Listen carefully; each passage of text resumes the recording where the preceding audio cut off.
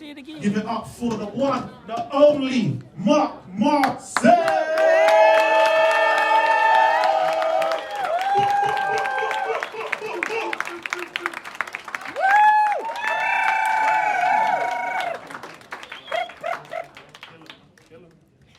London. Londonian. What is up with y'all? Oh, good. It feels so good to be here, for real. You come on my accent. Yo, it's a cool place. It's cool when you can go somewhere where they make fun of your accent. I'm proud. I love it, for real. I love it. Because my British accent isn't that good. Say it again. Try that again. Yo, give it up for the performers before me, man. My person, do it.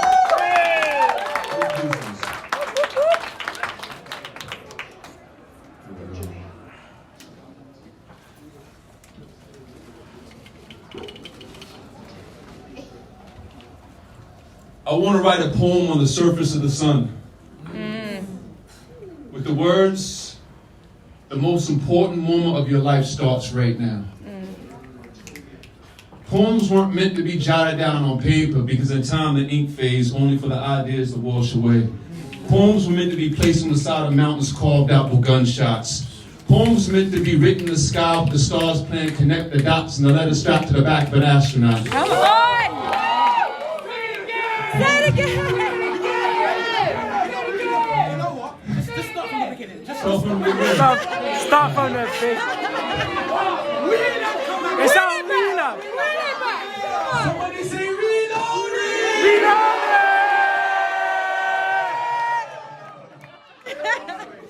I'm just letting y'all know the last poem I'm doing, y'all cannot do that to me. It's a new piece that I've never done before, okay? I want to write a poem on the surface of the sun with the words, the most important moment of your life starts right now. Poems weren't meant to be jotted down on paper because in time the ink fades only for the ideas to wash away. Poems were meant to be placed on the side of mountains carved out with gunshots. Poems were meant to be written in the sky with the stars playing connect the dots and the letter strapped to the back of an astronaut. A poem should be hard to remove, like a tattoo, with a heart and a ribbon around it that says no regrets. Poems were meant to cut, like razors trying to escape from inside of your gut. My poems don't chill in the back waiting for reparations. Nah, they walk right up inside your face like, motherfucker, what? Come on. My poems are meant to be placed on pyramids, just inside the entrance when you first walk in. And it should read, when you create something, it shouldn't be for fads or trends, it should be for the sole purpose that it can stand the test of time. My poems are meant to inspire the next generation of writers who will stand on our foundation to become better than. You see, I ain't gotta change the world, but I know who can, and I write poems for them. With words like, if God is everything, then there's not anything God cannot be. Just so the words can jog the memories of the things they truly are. If our goal is to get to the future, then we should be living by ideals and morals from the past. I wrote that one on a spaceship headed to Mars. If my poems don't make it until the end of time, it's only because time was never fit to run on until the end of it. My poems are meant to be deep. That's why when global warming melts the Arctic, they'll be able to read them again because I buried them 20,000 leagues under the sea. Oh, stop it. Stop it. With the words, your ideas of culture are meaningless. There are billions of stars and galaxies in the universe that says so. If my poems are powerful, it's only because the future is meant to be right now. So I'll make sure it can coexist in two spaces of time. In another dimension, this poem was written in the skyline. And the only reason I know this is because I plagiarized the lines in my own writings in a dream of mine. Stop it. Say it again. Lately, I've been making the words levitate. Sometimes the vowels even vibrate, light up, tinkering, make the poem look like New York City flickering. The poem is meant to kick at paradise, and that's what poems should do. Poems should move mountains. Poems should block out all levels of sound and give you chills. The poems are meant to feel real, leave you hypnotized and spellbound to how it feels. That's why I marinated mine in granite, just so the poem could become finite and read out loud when it's discovered 3,000 years from now, under the rubble of an ancient city where human beings once thrived. Just for the newcomers that arrive to discover the poem and read. There is no greater gift than to be alive. No greater high. No greater conquest to treasure. Value every moment you have. Because the best things in life aren't meant to last forever.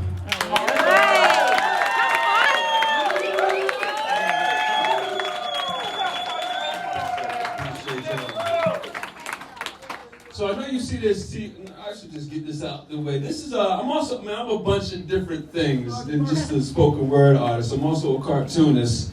I created a cartoon called Gurus, and it's a parody on history's greatest philosophers. And it has Alan Watts, Terence McKenna, and Gandhi, and Buddha, and Jesus. And then it's like Buddha, he has anger issues. And Gandhi, he's like filthy rich in the cartoon, but it all takes place in Isaac Godfrey's world. This is my alter ego, and he has a horrible British accent, and he talks like this. He's a philosopher, so when you hear it, you understand, like, that's Mark's shitty-ass British accent. So, but check it out. It's called Guru's Cartoon. It's on YouTube. You can check it out and stuff like that. I like to challenge. Basically, I like to make fun of the things that I believe in. You know, when I was young, my father told me, if you can't laugh at yourself, then you have no right to laugh at anyone else. Yeah. It was some of the best advice that I've ever received, because I like laughing at people. So I had to learn to laugh at myself. So I was like, I'm gonna make fun of my philosophies and stuff.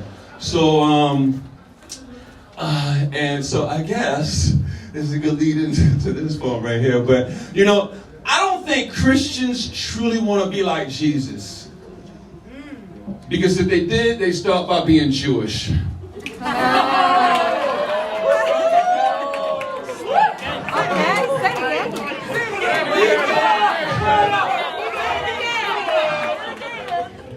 Hey, if I hurt some feelings in here, I don't give a fuck.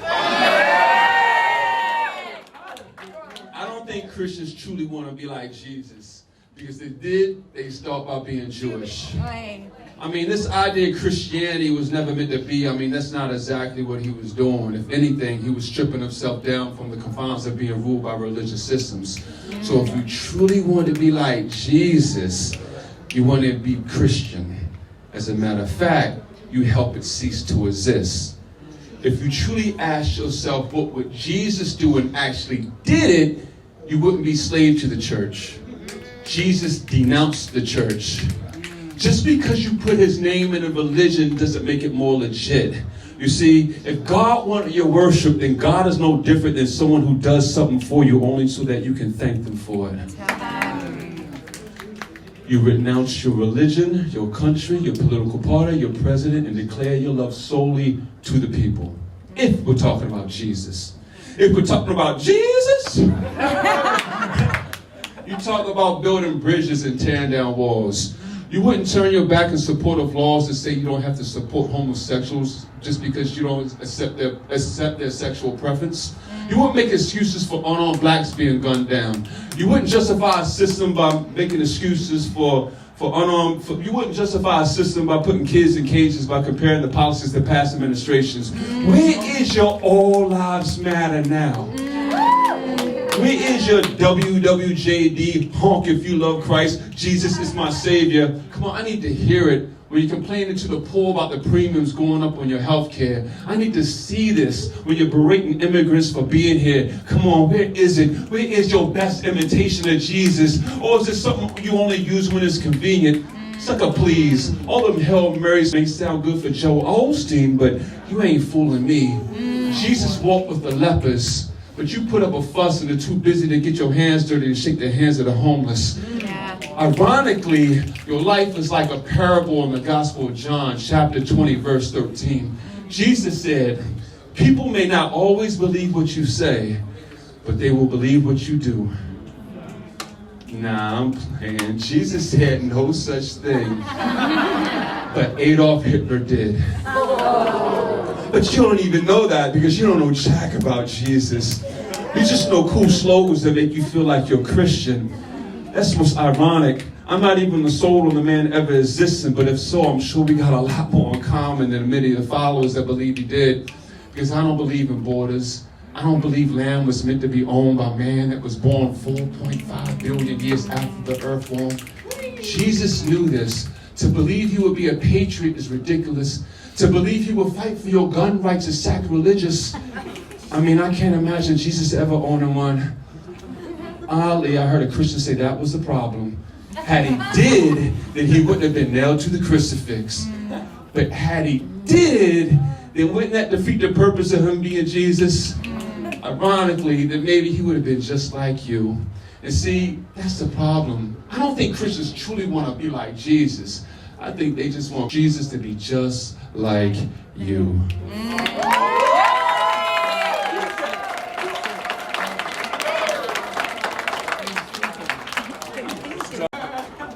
I'm going to dedicate this poem to Juneteenth. Hey, This poem I'm about to kick it right here. Juneteenth. Yo, Say it again. I don't know if I should say it. All right, I'm fucking say it. Say it again. Yo, there's a poet that came up here with goals inside of his mouth. That shit is hard. I'm saying it's hard because I got goals in the side of my mouth like a year ago. And it's the first time I got to see someone with it. I was like, yo, this just look hard. But I'm only saying it because it relates to the piece, and like, you'll see what I'm saying. So, I'm on my Pharaoh shit right now. Some alien living inside the avatar of a human being with goals in my molars is how I get down. My kisses may be worth thousands of dollars now, but before I'm cremated down, they better come grab these permanents out my mouth just in case the revolution sets in. You see, ain't no need in being short on ammunition. I've always reserved my last resort for normal conversations. Maybe we should just take it. I dream for better days, but when I wake, I can hear my man Will Bell in the back of my ear saying, get real, you better run, my nigga. So I run.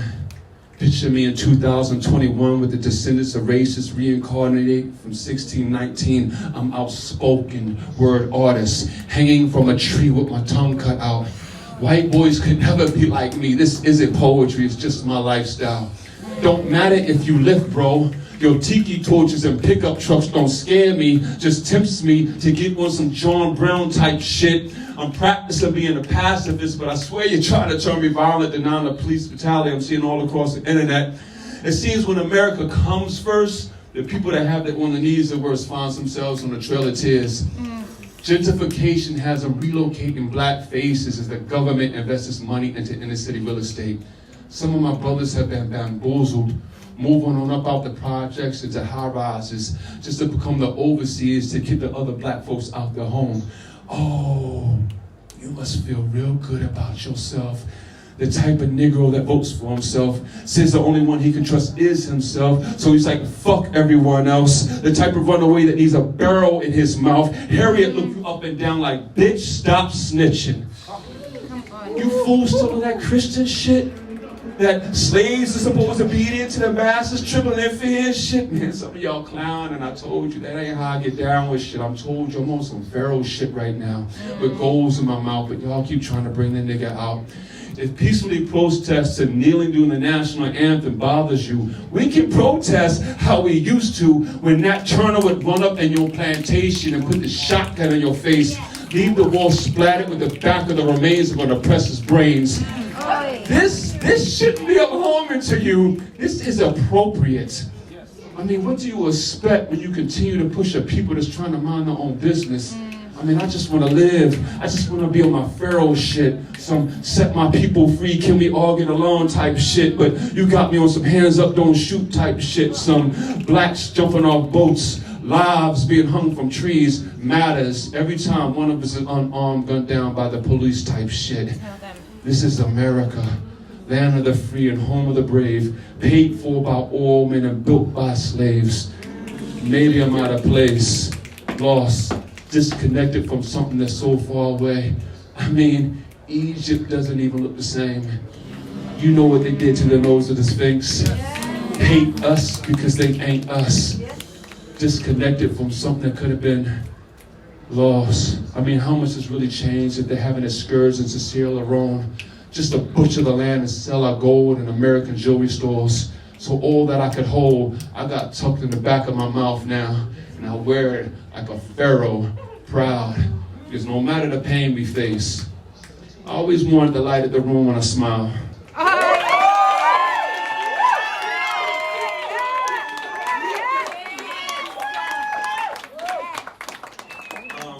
This is my last piece, and I want to thank B.Y.O.B. and Softly Spoken. I think I want to thank the DJ. I want to thank everybody that helped provide to make this venue run. Because, you know, I appreciate all the love that I was receiving. I can read, I can see what people are saying. You know, people are looking forward to me being here. But you don't understand. Well, some you may understand, but what a lot of people don't understand is that I am a reflection of what you allow me to be. I'm nothing without you. I would not, like, me doing poetry, that's cool, that's great. I wouldn't have a venue if people didn't put this on. I didn't put this on. You know what I'm saying? So I am a reflection. I'm only standing on shoulders of giants. So I appreciate everybody involved to make this happen. Like, thank you so much.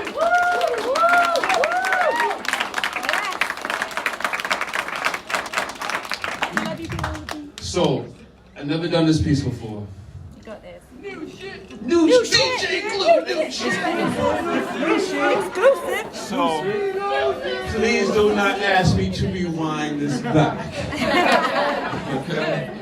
Say it again. Oh, damn. And my website, marcmarcel.com, marcel.com. I'm the author of a bunch of books. One of my favorite books, the most important book I wrote is called The Book That Doesn't Even Matter. It's a philosophy of the meaning of life. I mean, I have a bunch of different work out there. You can just look me up and just check it out if you're interested. And I want to thank you guys for being here. And I dedicate this poem to you, to everyone in here, and you'll see what I mean. Let's go. It took 14 billion years to create you. 14 billion years for the formation of the universe to come to the conclusion that right now, at this very moment, was the perfect time for it to catch its breath and have the experience of a lifetime walking in your shoes. It took the heat of 10 trillion suns, compacted into something as small as an electron, to erupt with an explosion so strong that it could create time. But within a fraction of a second, nearly expanded to the size it is now for you to be here. It took a universe that once didn't hold anything in it, only ideas and desires, wants and wishes. It just wanted to exist, so it did. So much for bright ideas. Took roughly 380,000 years for the creation of the first hydrogen atom. Another million years later, gravity began to form. Carbon, oxygen, and stars from clouds of gases. And you come from these ashes. The ashes of the universe, the stuff stars are made of. And it took 14 billion years to get you here. 14 billion years for the smoke to clear just so the stars could pave way for your arrival. You used to travel through space at 150,000 miles per hour as dark matter until you showed up as planets and moons, mountains, oceans, valleys, catastrophes, and natural disasters. Took Earth 4.5 billion years before Homo sapiens asked the question, who am I? So they became hunter-gatherers. And it was there when language was first spoken by fools. And man began to pray to you over their food. You see, you just wanted to exist. You never thought of this idea of a God until that's how man defines you. And it took natives and immigrants, those that would explore the land and those who would conquer it. It took thousands of years of religions, thousands of years of myths, thousands of years of lies and mysteries, artifacts, ancient cities, pyramids, uprisings, slaveries, and genocide. This is 14 billion years in the making. This is exactly how wine tastes when it has the time to age. No pain, no gain. All good things come to those that wait. So don't tell me you don't deserve it. Complain about your imperfections when your body is made up of the universe. That don't even make sense. Who's convinced you of this? Who's called your birthmark blemishes? There are no mistakes. Did I mention that it took 14 billion years for you to correct? How are you not in awe of this? Of you? That you actually exist? Scientists and astrophysicists agree you are magnificent. A fractal full of sacred geometry. A golden ratio. The substance of your very being still continues on from an event that took place over 14 billion years ago. You are energy. You are a battery that keeps going and going and going and going and going, and there is no stopping you. You are running without brakes, standing on a planet spinning at 1,000 miles per hour. There is nothing normal about this. You are astonishing.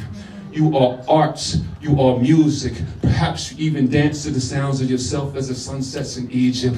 Swim in the Red Sea. Climb a pyramid in Mexico. Write a poem on the shores of California. This is living. This is why you are here. To become a piece of art that's recited on stage. Nothing B.Y.O.B. Nothing is short of your imagination. If there's something more beautiful than this, I bet my life on it. You're going to create it. Because you have 14 billion years of miracles. 14 billion years of wonders and phenomenons. And whatever it is that you decide, you'll have the backing of 14 billion years of creation behind it. So be magnificent. Be whatever it is. The impossible. The without a shadow of a doubt. You are the universe looking back on itself. Yes. 14 billion years ago, you envisioned this moment. Look at you now. More amazing than what you were yesterday. And sure to evolve into something greater tomorrow. You've waited 14 billion years for this. Knowing the chance to experience this exceeds all else. So live it, because it's here and it's yours. The opportunity to be the greatest version of yourself. Thank you.